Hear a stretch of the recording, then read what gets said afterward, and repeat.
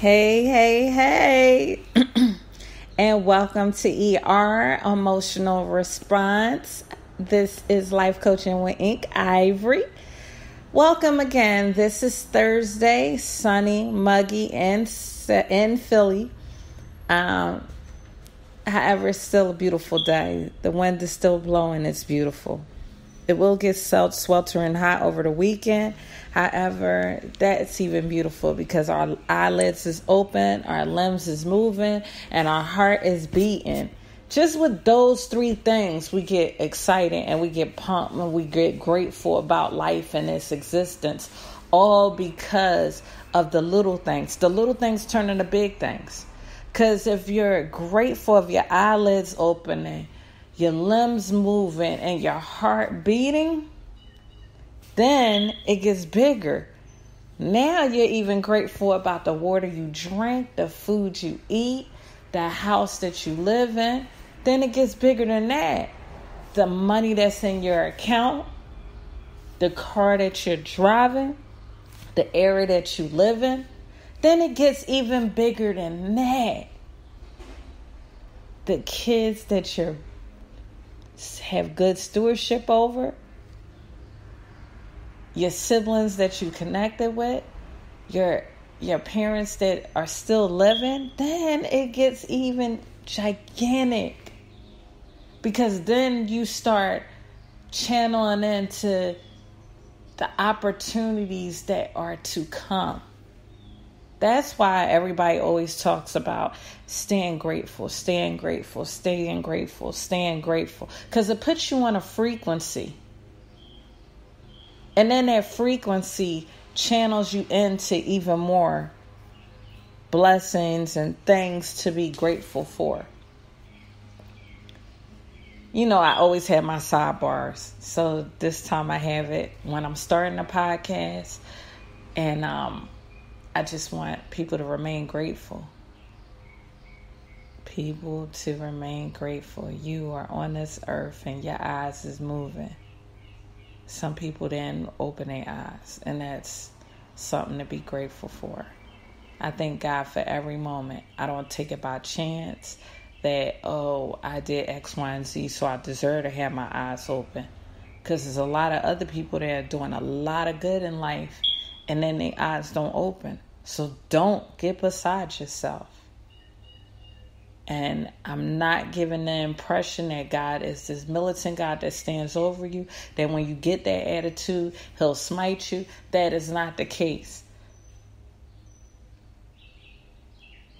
I'm bringing it up just so you can check your attitude before you slip. Because what happens is when you slip and you fail to realize how grateful you are even about the little things, you go into a dark realm where you're thinking about all the things that you don't have. And then you're in a phase of want. And in that phase of want, it just goes deeper and deeper and deeper. And it goes into a black hole. And you start just not only thinking negative, but being a negative spirited person.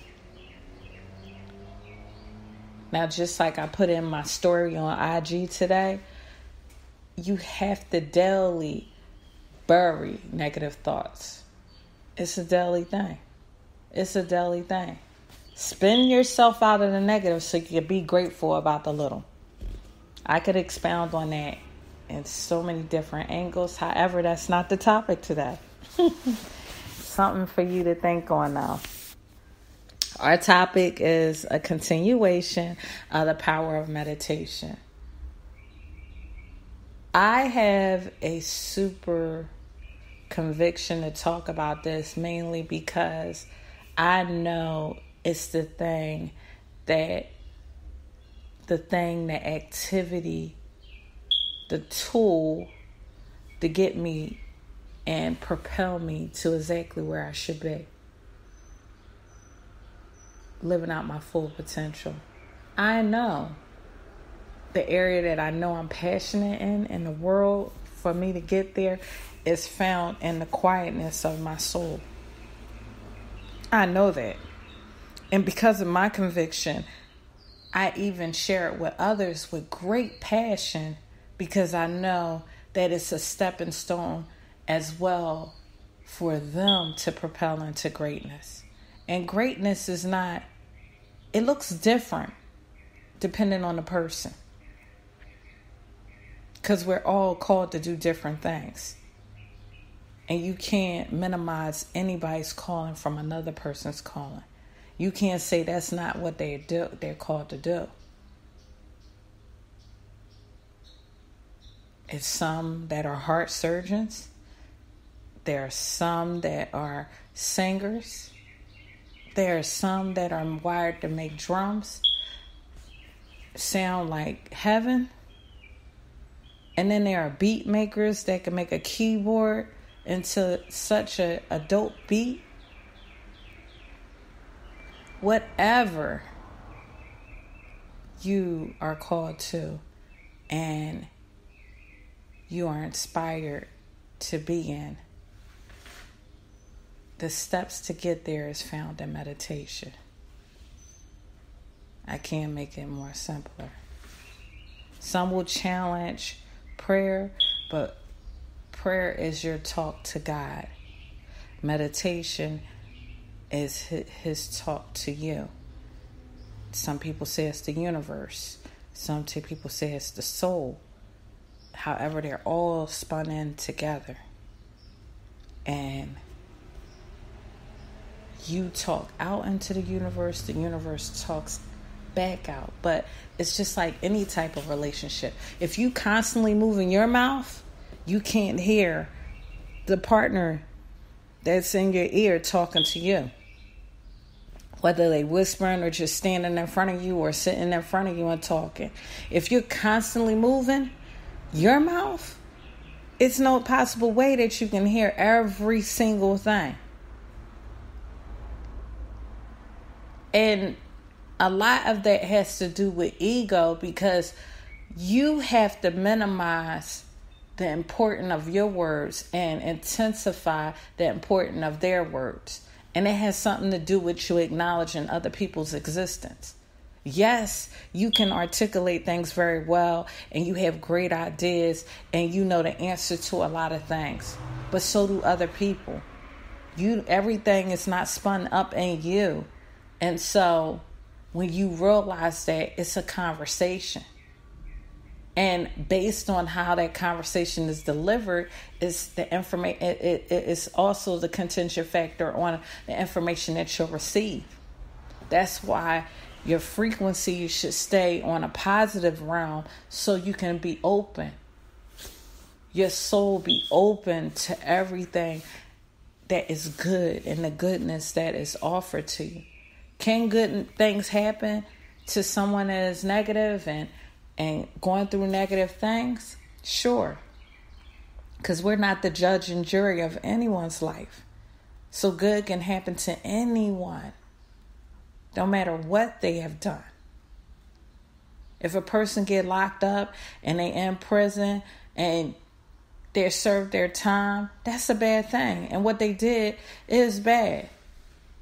But do the option of them to eat, should that be removed? No. They're human. You don't have to treat people with cruelty in order to punish them. So even the worst of people can experience good. However, to experience the greatness of the good realm, you have to have your frequency on good. You have to. And a lot of that is combated through meditation. And you have to practice. So part 2 is not going through the different levels of meditation. Part 2 is helping you to gain clarity on knowing the difference between amateur and expert in meditation. Knowing the difference between beginner and a seasoned meditator. And how you know you're moving through those stages of becoming seasoned and an expert. Because I doubt if anybody starts an activity with the anticipation of remaining a beginner.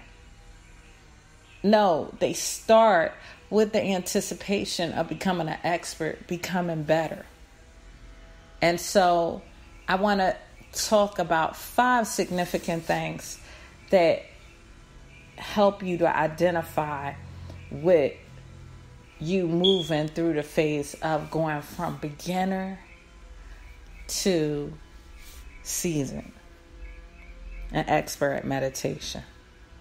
And it's ever growing and ever learning. So even when you become an expert at meditating, it's not to say that you're at a stance where you have obtained all the knowledge there is when it comes to meditation. It's to say that you have become seasoned to a point that you can make it a daily activity and not be troubled by it and not be distracted. So those are the telltale signs. So one thing I want to say before I go into talking about the 5 things that show that you are going from a beginner to an expert is practice, practice, practice, practice, practice. You might not always feel like it, but train your body. Train your body. Just like you train your body to lay down and lay still before you go to sleep, or some people just rock out when it's bedtime. Or just like you train yourself to sit up straight, regardless how uncomfortable it may feel. Train. Practice and training, same thing. It's making it a ritual, a desired activity that you want to do daily. So let's dive into these 5 points. The first one is awareness of the present moment. Awareness of the present moment. It's tearing down all distractions. Thinking about what you smell right now, what you hear right now, what you feel, how your muscles feel, what's going on inside as well as outside. And then breaking it down.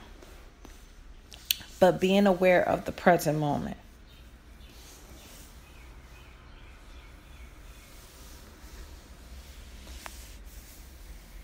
A beginner's mind is a mind that is open to whatever occurs and not stuck in any habitual pattern or rut.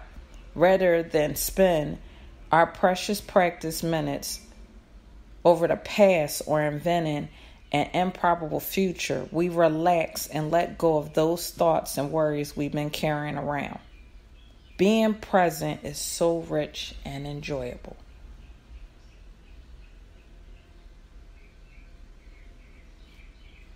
A beginner's mind, let me say that again, is a mind that is open to whatever occurs and not stuck in any habitual pattern or rut. Rather than spend precious time practicing minutes over meditating, you choose to think about the past or inventing improbable futures. You have to bring your mind into captivity. This is all the first point is talking about. Aware of the present moment. Bring all your thoughts into captivity and being present.